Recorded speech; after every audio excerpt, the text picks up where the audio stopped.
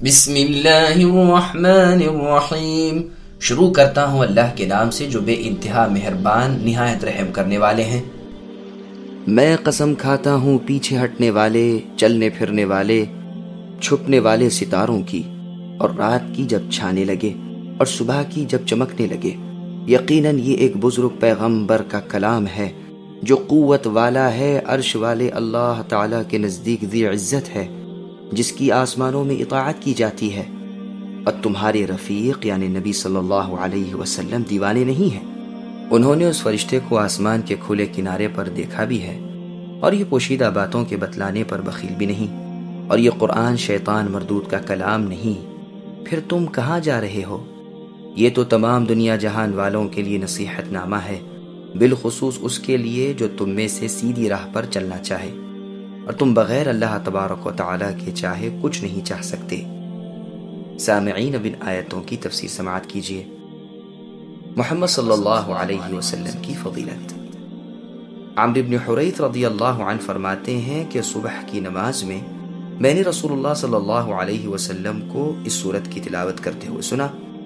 اس نماز میں بھی مقتدیوں میں شامل تھا۔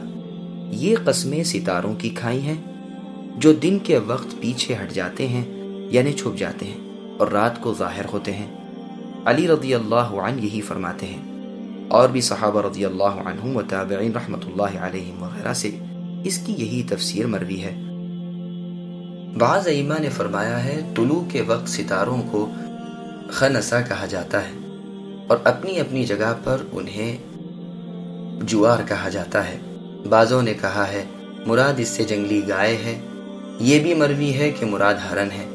ابراہیم رحمۃ اللہ علیہ نے مجاہد رحمۃ اللہ علیہ سے اس کے معنی پوچھے تو مجاہد رحمۃ اللہ علیہ نے فرمایا کہ ہم نے اس بارے میں کچھ نہیں سنا، البتہ لوگ کہتے ہیں کہ اس سے مراد ستارے ہیں۔ انہوں نے پھر سوال کیا کہ جو تم نے سنا ہو وہ کہو، تو فرمایا ہم سنتے ہیں کہ اس سے مراد نیل گائے ہے جبکہ وہ اپنی جگہ چھپ جائے۔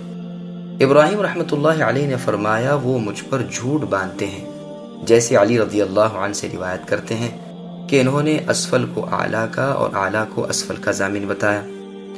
امام ابن جریر رحمۃ اللہ علیہ نے اس میں سے کسی کا تعین نہیں کیا اور فرمایا ہے ممکن کہ تینوں چیزیں مراد ہوں، یعنی ستارے، نیل گائے اور ہرن۔ عسعس کے معنی ہے اندھیری والی ہوئی اور اٹھ کھڑی ہوئی اور لوگوں کو ڈھانپ لیا اور جانے لگی۔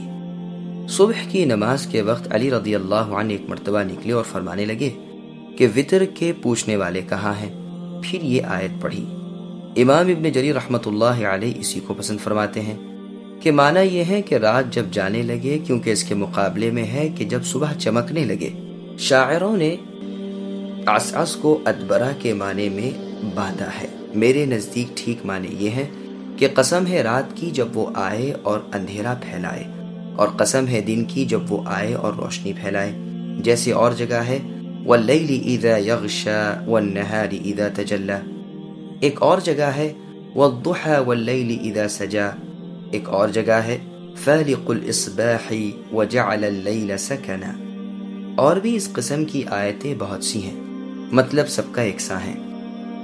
ہاں بے شک اس لفظ کے معنی پیچھے ہٹنے کے بھی ہیں۔ علماء اصول نے فرمایا ہے کہ یہ لفظ آگے آنے اور پیچھے جانے کے دونوں معنی میں آتا ہے، اس بنا پر یہ دونوں معنی ٹھیک ہو سکتے ہیں، واللہ اعلم۔ اور قسم ہے صبح کی جبکہ وہ طلوع ہو اور روشنی کے ساتھ آئے۔ پھر ان قسموں کے بعد فرماتے ہیں کہ یہ قرآن ایک بزرگ، شریف، پاکیزہ روح، خوش منظر فرشتے کا کلام ہے، یعنی جبریل علیہ السلام کا۔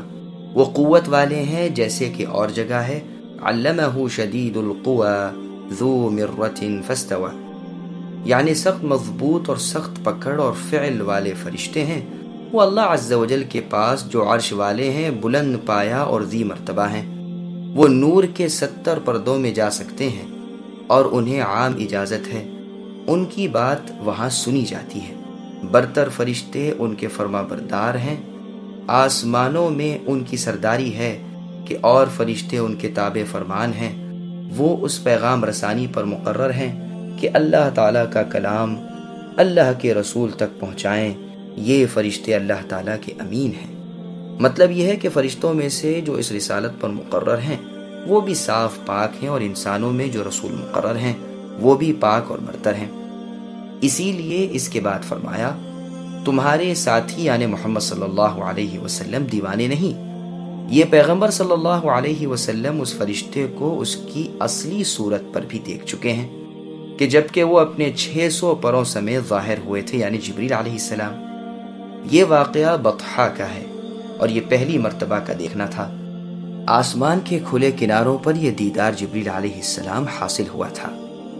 اسی کا بیان اس آیت میں ہے، علمہ شدید القوى ذو مرة فاستوى وهو بالأفق الأعلى ثم دنا فتدلى فكان قاب قوسين أو أدنى فأوحى إلى عبده ما أوحى، یعنی انہیں ایک فرشتہ تعلیم کرتا ہے جو بڑا طاقتور اور قوی ہے، جو اصلی صورت پر آسمان کے بلند و بالا کناروں پر ظاہر ہوا تھا، پھر وہ نزدیک آیا اور بہت قریب آ گیا، صرف 2 کمانوں کا فاصلہ رہ گیا بلکہ اس سے بھی کم، پھر جو وہی اللہ نے اپنے بندے محمد صلی اللہ علیہ وسلم پر نازل کرنی چاہی نازل فرمائی۔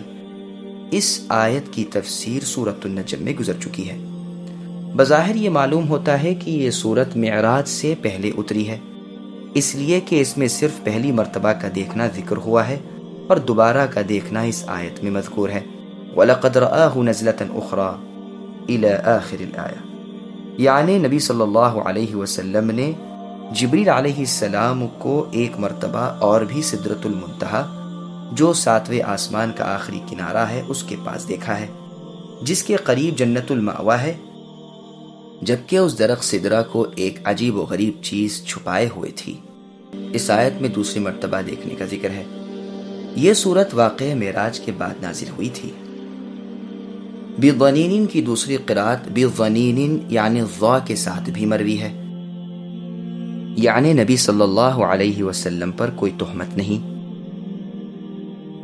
اور ضاد سے جب پڑھو تو معنی ہوں گے یہ بخیل نہیں ہے، بلکہ ہر شخص کو جو غیب کی باتیں آپ کو اللہ تعالیٰ کی طرف سے معلوم کرائی جاتی ہیں یہ سکھا دیا کرتے ہیں۔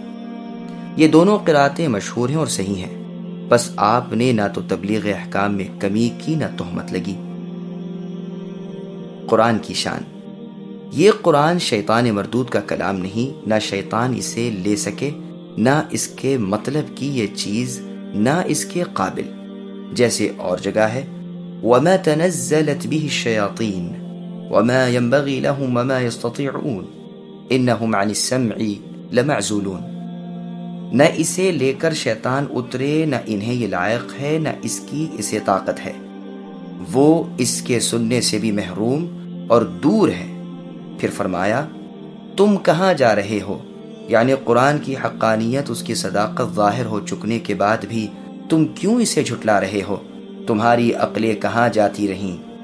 ابو بکر صدیق رضی اللہ عنہ کے پاس جب بنو حنیفہ قبیلے کے لوگ مسلمان ہو کر حاضر ہوئے تو آپ نے فرمایا مسیلمہ جس نے نبوت کا جھوٹا دعویٰ کر رکھا ہے، جسے تم آج تک مانتے رہے، اس نے جو کلام گھڑ رکھا ہے ذرا اسے تو سناؤ۔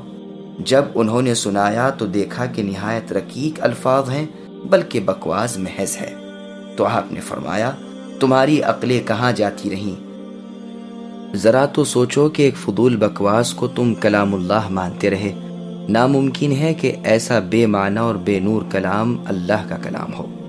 یہ بھی مطلب بیان کیا گیا ہے کہ تم کتاب اللہ سے اور اطاعت الہی سے کہاں بھاگ رہے ہو۔ پھر فرمایا یہ قرآن تمام لوگوں کے لیے پند و نصیحت ہے، ہر ایک ہدایت کے طالب کو چاہیے کہ اس قرآن پر عامل بن جائے، یہی نجات اور ہدایت کا کفیل ہے، اس کے سوا دوسرے کلام میں ہدایت نہیں۔ تمہاری چاہتیں کام نہیں آتی کہ جو چاہے ہدایت پالے اور جو چاہے گمراہ ہو جائے، بلکہ یہ سب کچھ من جانب اللہ ہے، وہ رب العالمین جو چاہے کرتے ہیں، انہی کی چاہت چلتی ہے۔ اس سے اگلی آیت کو سن کر ابو جہل نے کہا تھا کہ پھر تو ہدایت و ضلالت ہمارے بس کی بات ہے۔ اس کے جواب میں یہ آیت اتری۔ سامعین الحمدللہ، سورۃ التکویر کی تفسیر مکمل ہوئی۔